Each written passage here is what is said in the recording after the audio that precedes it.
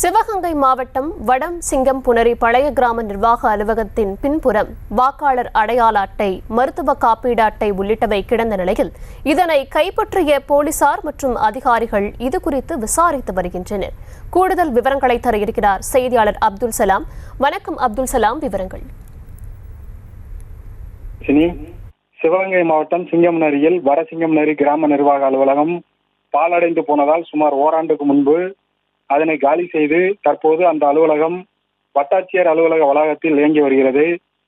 இந்நிலையில் மேலூர் சாலையில் உள்ள அந்த பழுதடைந்த பழைய கிராம நிர்வாக அலுவலகம் பின்பகுதியில் இலவச சேலை, வாக்காளர் அடையாள அட்டை, முதலமைச்சர் மருத்துவ காப்பீட்டு அட்டை, உழவர் பாதுகாப்பு திட்டம் உறுப்பினர் அடையாள அட்டை, விவசாயிகள் சமூக பாதுகாப்பு மற்றும் நலத்திட்டம் அடையாள அட்டை, சாதி சான்றிதழ் போன்ற பல்வேறு ஆவணங்கள் சிதறி கிடப்பதாக வந்த தகவலை அடுத்து சம்பவ இடத்திற்கு விரைந்து வந்த சிங்கம்புணரி காவல் ஆய்வாளர் கவிதா ஆவணங்களை கைப்பற்றி போலீசார் தீவிர விசாரணை மேற்கொண்டு வருகின்றனர்.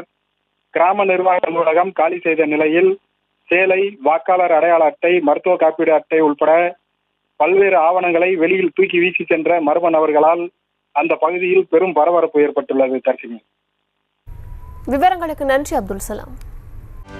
செய்திகளை உடனுக்குடனும் துல்லியமாகவும் தெரிந்து கொள்ள சப்ஸ்கிரைப் பண்ணுங்க.